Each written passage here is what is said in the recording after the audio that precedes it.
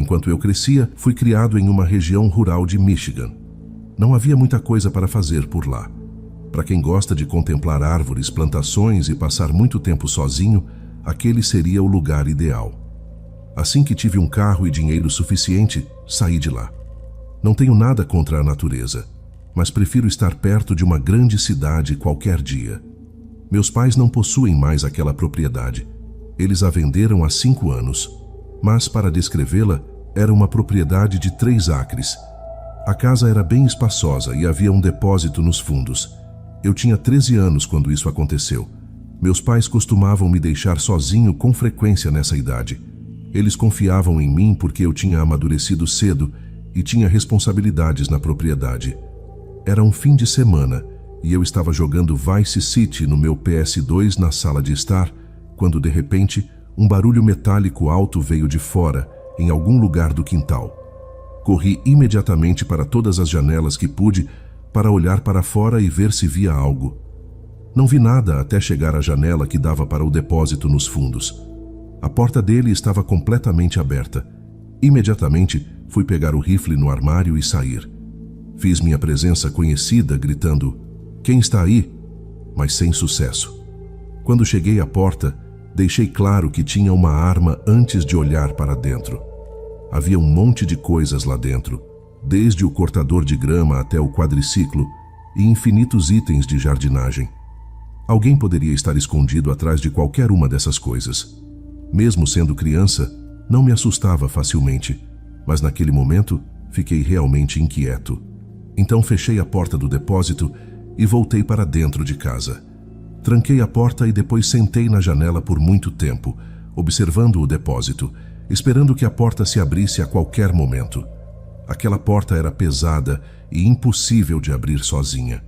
Era um fato simples que alguém veio e a abriu. Se ainda estavam dentro do depósito, eu não tinha certeza. Decidi ligar para meu pai e pedir sua opinião. Fui para a cozinha, peguei o telefone fixo e liguei para o celular do meu pai. Ele não atendeu, então deixei uma mensagem de voz. Isso foi na época em que ainda era necessário deixar uma mensagem de voz, porque o envio de mensagens de texto não era comum. Depois disso, voltei a sentar ao lado da janela, mas agora coloquei um programa de TV de fundo para tornar isso menos monótono. Levei o telefone comigo. Eu provavelmente estava prestes a desistir quando ouvi rangidos vindos de cima. Meu coração subiu à garganta. Tive que me perguntar a grande questão: estava me assustando à toa ou havia alguém ali? Tinha uma mentalidade de cão de guarda. Mesmo que eu não amasse aquele lugar, eu o via como meu, da minha família. Precisava protegê-lo, mas estava em apuros. Peguei o rifle novamente e subi as escadas. Não disse nada. Chamar só faria um possível intruso saber que eu o ouvi. Cheguei ao topo das escadas e acendi a luz do corredor do andar de cima. Havia 5 portas para abrir, todas fechadas. 4 levavam a quartos, uma levava ao banheiro. Cada porta tinha uma fresta grande o suficiente para permitir ver por baixo. O rangido no teto que ouvi momentos antes vinha do lado da casa onde ficava o quarto dos meus pais. Abaixei-me e olhei por baixo da fresta da porta e vi 2 pés descalços voltados para o outro lado da porta. Senti meu estômago se retorcer em um nó. A realidade da situação se tornou muito mais real e percebi que não estava preparado para ameaçar ou, Deus me livre, atirar em alguém. Levantei-me rapidamente, desci as escadas e me escondi no banheiro para ligar para meu pai. Ele ainda não atendeu. Deixei outra mensagem de voz e liguei novamente e de novo. Ele nunca atendeu. Devia ter deixado o telefone em algum lugar. Finalmente liguei para a polícia, como deveria ter feito desde o início. E sussurrei no telefone o tempo todo, detalhando exatamente o que estava acontecendo. Disseram-me para ficar quieto no banheiro e não dizer uma palavra.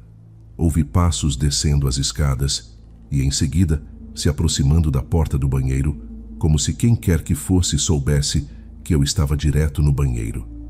Os passos pararam do lado de fora da porta e houve uma breve pausa antes de uma voz profunda dizer: "E aí, garoto?" Ainda lembro dessa voz e dessas palavras tão vividamente. Se ouvisse essa voz hoje, reconheceria imediatamente. Quase quis chorar de tanto medo que eu estava. Desobedeci o que a operadora me disse e falei. Disse alto e claro: estou no telefone com a polícia agora e tenho uma arma. Coloquei a operadora no modo viva voz enquanto ela perguntava se estava tudo bem. O homem tentou abrir a porta e, ao perceber que estava trancada, ouviu se afastar. Ouvi os passos se desvanecerem e, em seguida, o som de uma porta batendo. Era o som da porta dos fundos, tenho certeza. Respirei aliviado e, a partir daí, esperei a polícia chegar. Quando chegaram, senti como se 1 milhão de quilos tivessem sido tirados dos meus ombros. Após uma inspeção minuciosa da casa por dentro e por fora, confirmando que o homem havia ido embora, perguntaram se havia algum outro lugar onde eu pudesse ficar aquela noite, e respondi que sim, na casa do meu tio. Contactamos meu tio, que veio e falou com a polícia e depois me levou para a casa dele. O que mais me assombra é que foi minha culpa. Eu poderia ter evitado isso. Deixei a porta destrancada quando fui ao depósito investigar. Claramente, foi nesse momento que o homem simplesmente entrou na casa. Mesmo com um rifle nas mãos, não me sentia seguro. Foi, de fato, a experiência mais horrível da minha vida.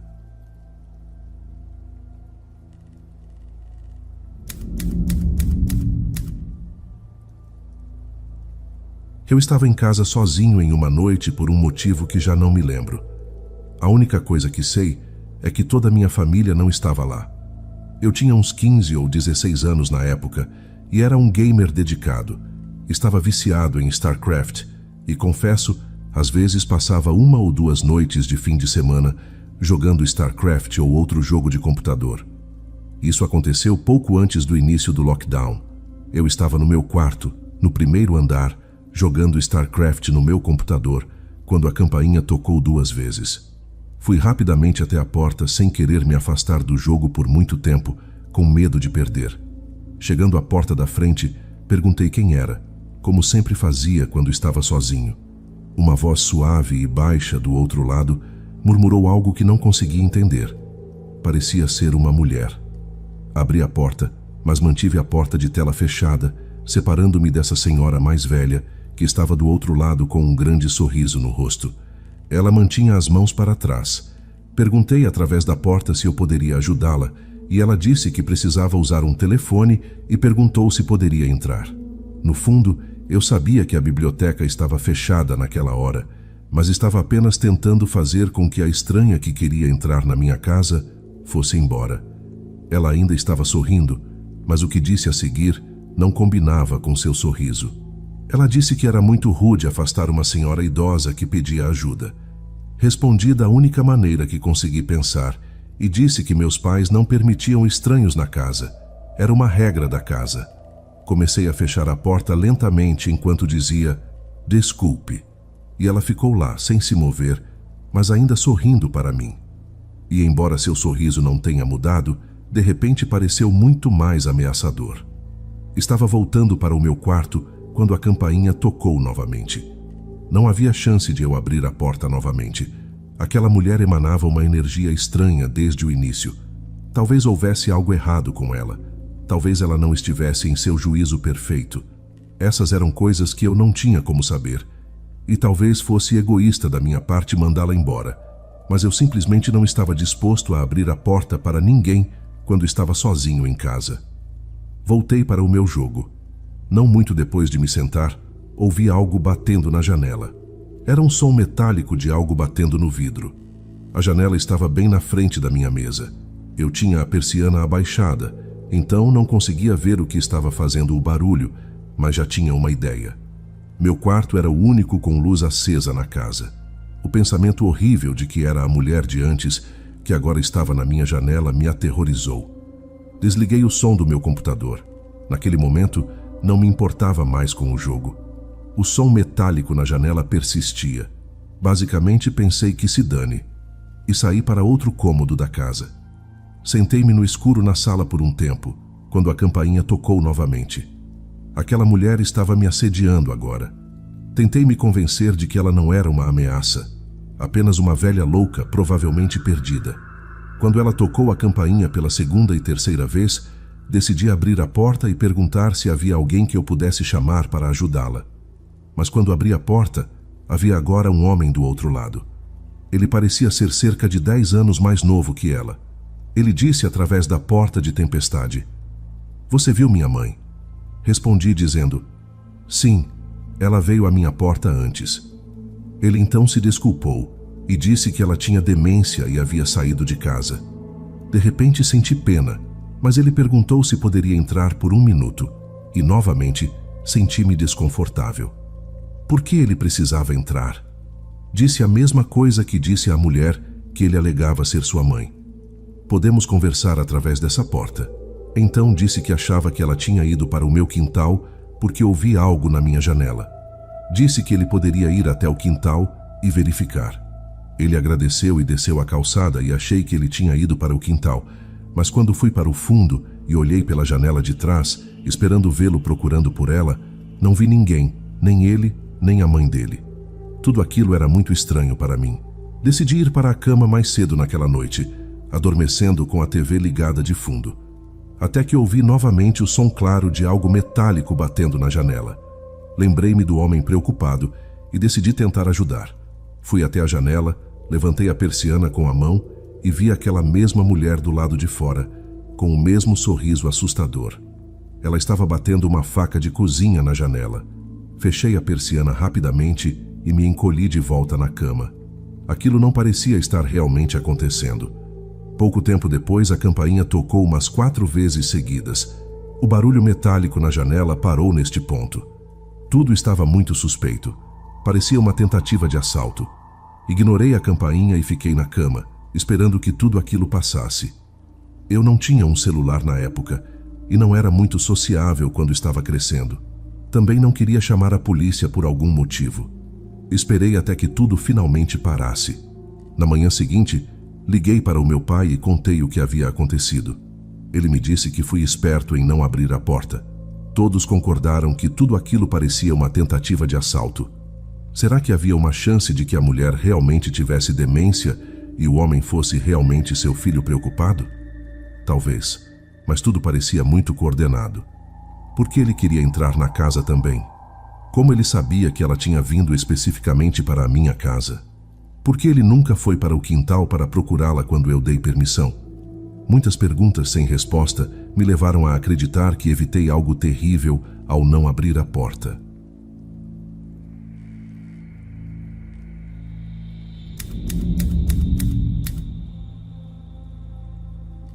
Eu tinha 18 anos quando meus pais decidiram tirar uma semana de folga para comemorar o aniversário de casamento. Minha irmã já tinha se mudado naquela época, então fiquei responsável por cuidar da casa. A propriedade dos meus pais é rodeada por florestas, com uma estrada de terra que leva até a via principal. É uma estrada tranquila, onde as propriedades são de tamanhos semelhantes e ficam bem espaçadas, criando uma sensação de isolamento. Lá, todo mundo na cidade se conhece. Você vê rostos familiares o tempo todo, seja no posto de gasolina, na mercearia ou nos bares, que eu começaria a frequentar alguns anos depois. Falando no posto de gasolina, a história começa em um dia enquanto meus pais estavam fora. Eu estava abastecendo meu carro quando um Jeep Cherokee preto parou na bomba ao lado da minha. Um homem com um cavanhaque saiu, me cumprimentou e começou a encher o tanque. Naquela cidade, era comum os estranhos se cumprimentarem. Ele travou o bico na bomba e veio até o meu lado perguntando: "Com licença, você sabe como chegar à interestadual daqui?" Eu o ajudei o melhor que pude. Ele tirou um bloco de notas e começou a anotar as direções que eu dei, o que achei bem estranho, já que qualquer pessoa usaria o celular para isso. Ele me agradeceu e perguntou se eu era da região. Eu disse que sim, que cresci ali, e ele respondeu que era de fora da cidade, sem especificar de onde. Depois, ele voltou ao seu lado, colocou o bico da bomba de volta e perguntou meu nome, dizendo que foi um prazer me conhecer. Eu disse que meu nome era Kate. Ele disse que era um nome adorável e entrou no carro. Eu fui a primeira a sair e virei à esquerda para subir a estrada de volta para casa. Foram apenas alguns minutos de direção antes de chegar à entrada da nossa propriedade. Eu desacelerei, Liguei a seta e virei à direita. Nesse momento, notei que o carro atrás de mim era o mesmo Jeep Cherokee preto. Ele passou direto por mim enquanto eu entrava na nossa entrada.